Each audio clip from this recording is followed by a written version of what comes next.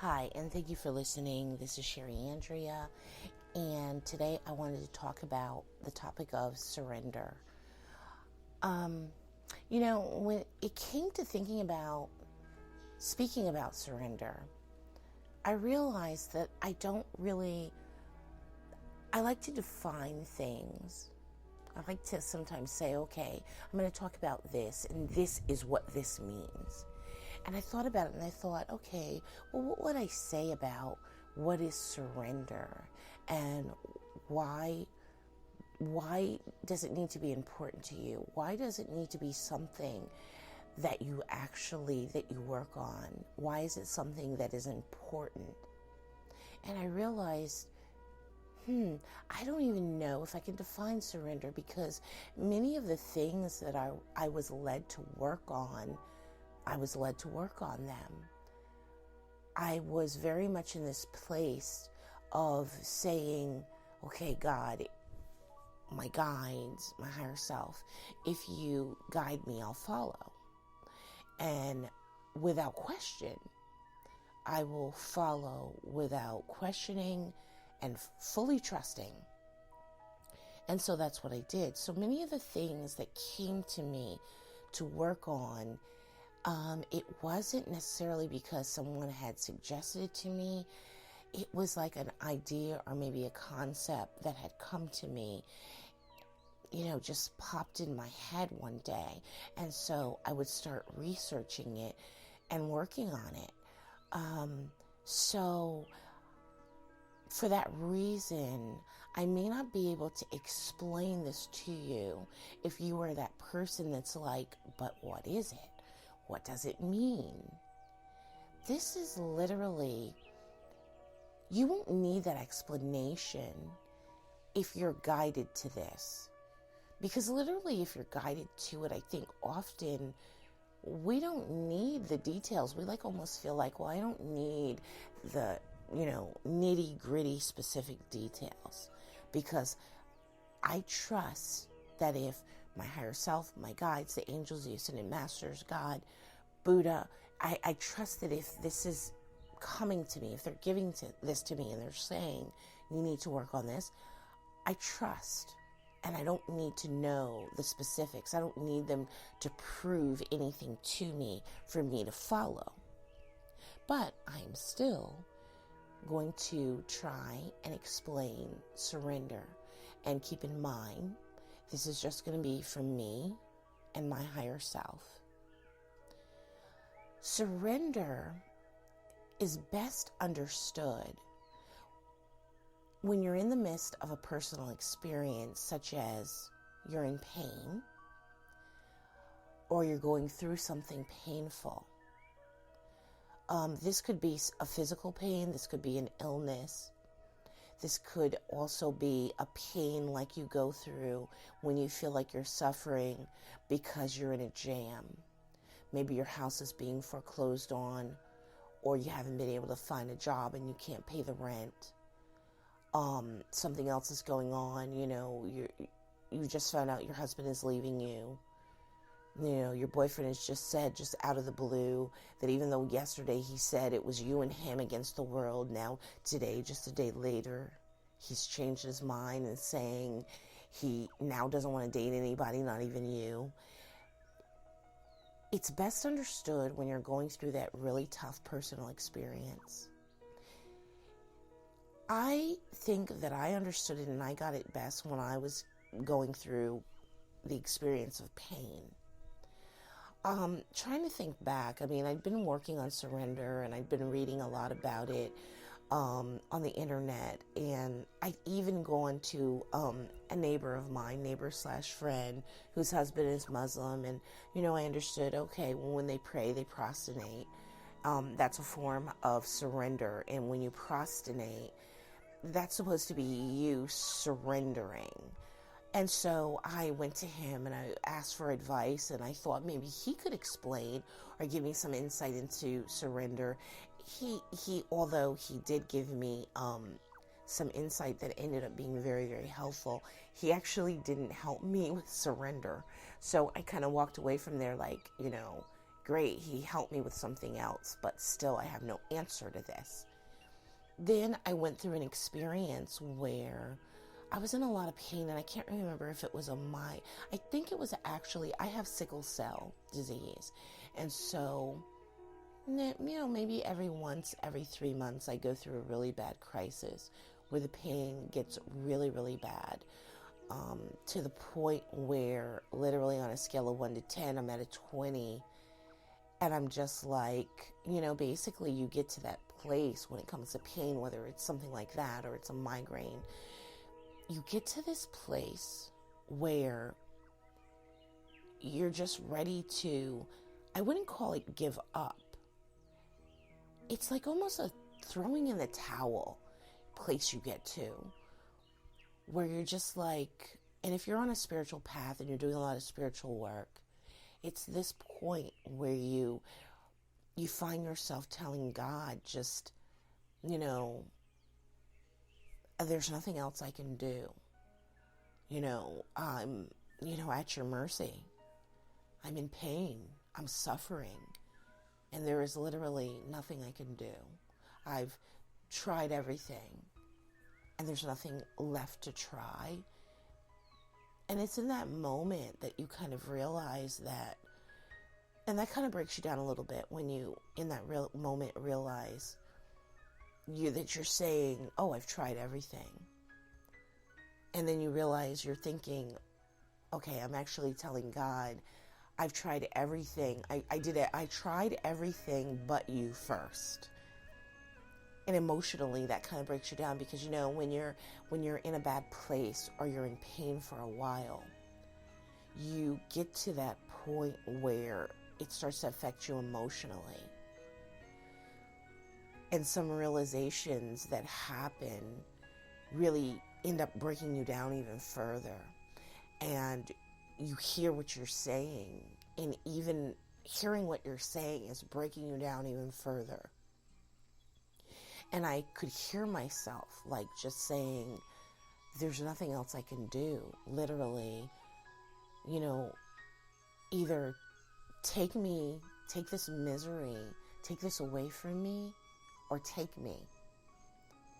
Let me die and let me be with you. Or take this pain away from me.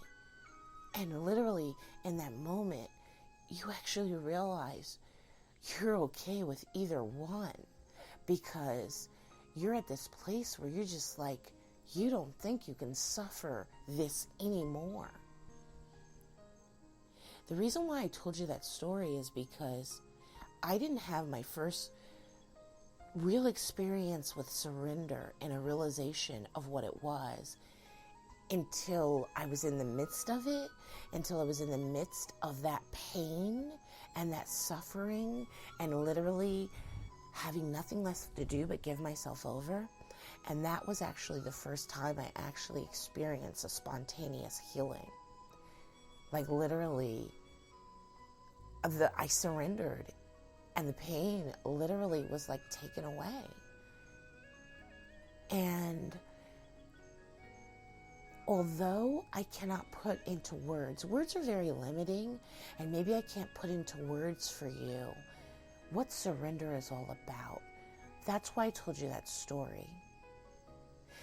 Is because you will get to a point where you're going to have to realize the only way that you're actually going to ever realize what surrender is, what it's all about, the ins and outs of it, is when you're going through an experience like that. Sometimes the only teacher of something is that experience. Sometimes you just, no matter how much Googling you do, you end up realizing that the only way that you end up learning about something is through an experience. And then it's great because you've learned so much more than you even realize. You've learned that it's okay. You don't have to force the learning. You don't have to force the understanding to come. Because at some point you're going to have an experience that's going to awaken you to something, what something means, what something is. And so you can sit back and you can relax, because eventually you're going to have an experience that is going to be the experience that actually teaches you what this means. Now, I realize that basically what I've told you is that the best way to learn and to really learn to surrender is by way of a bad experience, is by way of a hard experience. From my own personal experience, I would say yes, that is the best way to learn surrender. Surrender is something very difficult to learn if you're not in the midst of something bad going on with you. Because then it seems to be just an idea, just a concept, a what if I was going through something bad. If I asked you to imagine a worst case scenario so that you could try to learn surrender.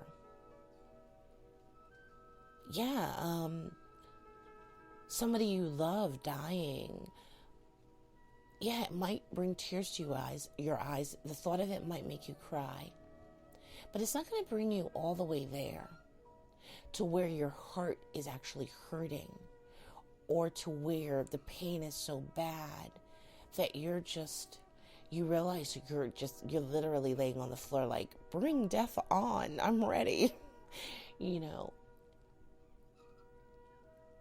You can practice surrender by imagining certain scenarios, but I'll just tell you that nothing's really going to help you learn surrender until you actually are in the midst of an experience. So while you're waiting, what I would recommend is, yes, Googling and reading about surrender. Try typing some keywords such as surrender and Osho, surrender and Buddhism, surrender and Islam, surrender and procrastination. Just Google and, do a little bit of reading here and there. Let yourself be led to what it is that you need to read. Just go where you're guided to go. And literally, it's a subtle thing, going where you're guided to go. It's very subtle. Just let it happen. And that's how guidance works. You just let it happen. Surrender is that. It's about just letting things happen and letting things go where they go. It's about no longer needing to control things no longer needing to be a certain way. I've known my share of people with control issues. I've known my share of people with OCD. And literally, surrender is letting go of all of that. Things don't need to be a certain way. People don't need to behave a certain way. People don't need to treat you a certain way or talk to you a certain way. Literally surrendering to whatever it is, whatever happens, however things go. You wake up and you were looking forward to having a good day and you're having a bad day. Let it go. Be okay with it. Surrender to it in a way that's like, you know what, it's okay. I know I'm going to have bad days sometimes. I know tomorrow's going to be different. It's okay. I'm just going to laugh at it. I'm just going to be like, really? What else can happen? God has a sense of humor. Let it go. But you have to police yourself. I think when it comes to surrender, you really have to start working on it consciously.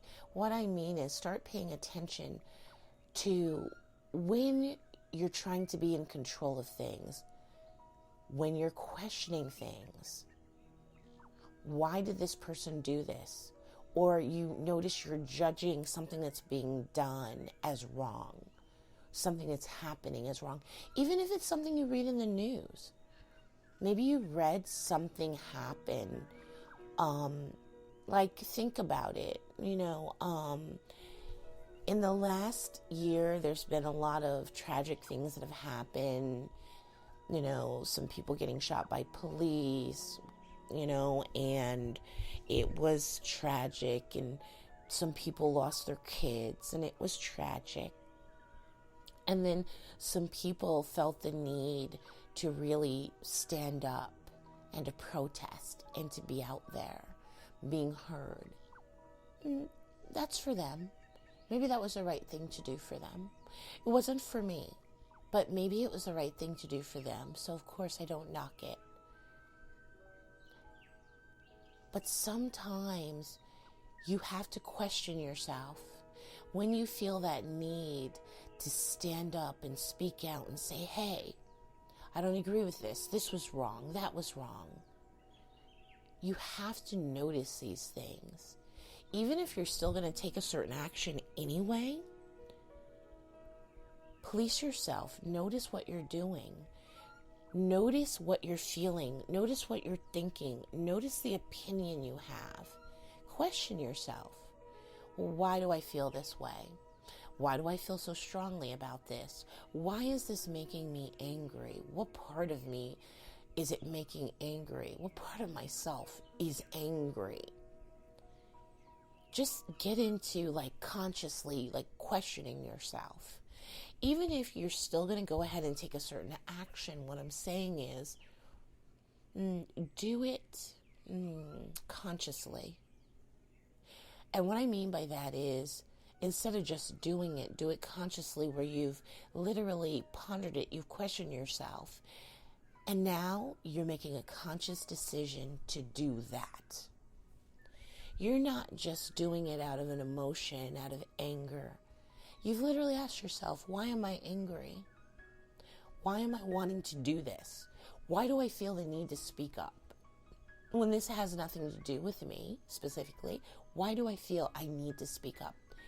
At least question yourself, because what you're doing is you're getting a part of yourself to put focus on what you're doing, what you're feeling, what you're thinking. You're putting a little bit of focus on it and noticing it. I think that noticing is the first step. Before you can get to that place where you can just let it go and where you can just say, this isn't about me. This isn't my fight. Before you can get to that place where you're just letting everything go, I think you first need to get to a place where you become aware of everything. Not everything outside yourself, aware of everything inside yourself. Aware of what's making you tick before you can just let everything go. A big part of being able to surrender is literally being willing to just let it go. And if you say to me, well, I can't do that because I feel that this thing that's happened is a real injustice. It's not right. And if somebody doesn't stand up and do something, it's going to keep going on. And people need to stand up and people need to fight. I've heard people say, oh, I have no time for people that don't stand up for a cause. Well, that's fine. They have no time for me. So, because I'm not that person. I guess you could say transcended that. I guess that's the word I would use. Maybe in the past I used to be that person. But as you work on yourself and you advance more and more spiritually and you head closer to that point of enlightenment, it's no longer going to be you.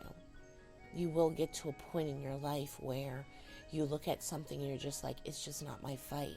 It is unfortunate. And I do feel sympathy for the people who are hurting and going through it.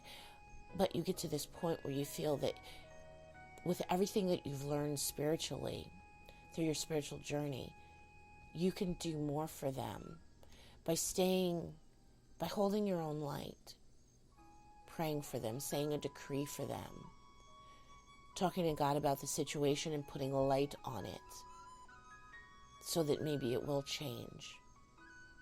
You don't have to get out there and fight. You don't have to get out there, and hold a and hold a picket sign. You don't have to get out there with the rest of the people and stop traffic. You don't have to do that. It is your choice, but you don't have to. Surrender is going with that I don't have to. And I'm not talking about laziness. I'm not talking about a laziness that says do nothing. That's not what I'm talking about. But if you see it that way, and some people will see your actions or lack of actions that way. You're being lazy. Oh, you just never want to stand up for anything. Okay. But you know what? So what if they think you're lazy? Guess what? A lazy person never hurt anyone. A lazy person usually doesn't commit murder. A lazy person, usually doesn't wreak havoc. They just want to be left alone to do whatever they do. They're lazy. Lazy isn't a bad thing. It's perceived as a bad thing. But a lazy person never went out there and orchestrated a mass murder. A lazy person doesn't do that. So if they want to perceive you as lazy, let them.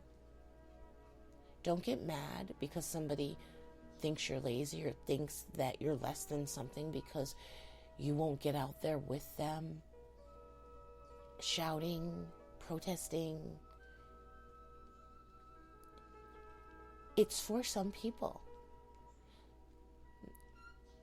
Some people have a purpose in this lifetime, and it's a part of their purpose. But you have to eventually get to this point where you realize whether that's you or not. And if it's not, it's okay. Surrender is being okay with just, there's nothing going on. There's nothing that needs to be done. There's nothing pressing that needs to be worked on. Or even if there are issues you have, maybe you don't have a job, maybe you don't know how you're going to pay your rent in a month.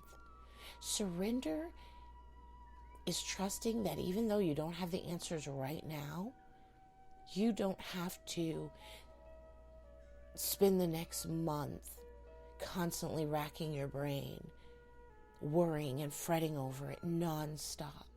Surrender is letting go and saying, I don't know how this is going to be solved, but I trust that it's going to be solved. I know worrying won't solve it. I know worrying will just put me in a place where I'll be susceptible to headaches, stomach aches, ulcers, illness, disease. So I'm not going to worry. What else can I think about that's good? What else can I work on? Maybe there's a room in your house you've been meaning to paint. So maybe you'll go and you'll put your focus on that and getting that task done. And you'll just let go. There's no need to sit there and worry. It's so funny when people say, oh, I can't talk right now because I got something going on and I just need time. I understand. What they're doing is they're sitting in their living room and they're sitting there and they're worrying. And it doesn't accomplish anything. And just think about it. They've told you they can't spend a little time chatting with you because they've got something important to do. They've got to sit there and they've got to worry because that's really going to solve something. No, it just makes things worse because like attracts like. The more you worry about something, the more you attract that. So surrender is about letting go of everything. Surrender is about nothingness. So if you're trying to get into the concept of oneness and the concept of nothingness, surrender is about that. It is literally about nothing. It's about being in a state where everything is just okay. Everything as it is right now is exactly as it needs to be. And you may say, well, wait a minute. No, everything's not exactly as it needs to be. I don't have a job. I don't have a significant other. I can't go out and just shop until my heart's content. That may be true. You may not know where your next paycheck is coming from. You may not know how you're going to pay the rent at the end of the month. Surrender is something that actually leads to a person being able to actually manifest solutions for themselves easier. Because when you surrender, you literally put yourself in a place where you're not blocking anything, and you're like in a place where you're willing to just let it happen, let it come through. That's what surrender does. So to not be able to surrender means you kind of block yourself from being able to receive whatever the universe is trying to send your way. Not being able to surrender is like stepping in your own way. It's a form, you could say a form of self-sabotage, not to be able to surrender. Now, surrender isn't something that you're going to be able to do overnight. It takes a little while. It definitely is a process. I mean, you could start this week and not be done working on surrender for a year, 2 years, but that's okay. You know, when it comes to you and you get it and you're finally able to surrender, it'll be right on time. You can be guaranteed of that. It'll be right on time for you. I hope this talk about surrender has helped. Maybe it has helped you consider some things, giving you more things to ponder in meditation. And I'd like to just advise that whether you meditate or whether you don't meditate with the intention of understanding surrender. You may not in one meditative session get it, and something may not come through to you. Give it time. But continue having that intention of understanding and getting surrender. And definitely meditate if you can. If you can't, then just sit and relax and enjoy the day as a form of meditation, or do something else that you enjoy as a meditative act. Take a walk, work on a puzzle, color with your child. One of my favorite pastimes, I used to love doing that when my child was a toddler. It's just sitting and coloring with him. It was very meditative. Just to do that childlike act, give it a shot. Even if you don't have a child, go to the dollar store, buy yourself a coloring book and some crayons. I know it seems silly, but many acts can be meditative. I hope you've enjoyed this talk about surrender. Feel free to comment. If you have some insight you would like to share, feel free to comment and do that. If you've written on the subject, feel free to share the link to, your website, your blog. Feel free to do that. If you, no matter what religion you are, no matter what you're working on, if there's something you'd like to recommend to people, you'd like to comment on and recommend to people that can help them with learning surrender, feel free to comment and share that with people. My listeners, I know they would really appreciate it. They don't need to just hear from me. I am not that type of teacher and coach where I want the person to be like solely dedicated to me and what I have to say on something. I want you to hear it from different places. Read it from different websites, what different people have to say about it, because it'll help. So anything that you guys have to share, please feel free to do that. If there's some crystals, for those of you who use crystals, if there's a crystal that you've realized helped you while you were working on surrender and letting go, feel free to recommend it. thank you. I appreciate you listening. I appreciate all of you. Feel free, if you want to read more, if you want to come and find me, you can come to my website at www.sherryspeaks.com. And you can also find me on Facebook is /Iam.SherryAndrea. I look forward to hearing from you, and have a great day, a good night, a good afternoon. Namaste.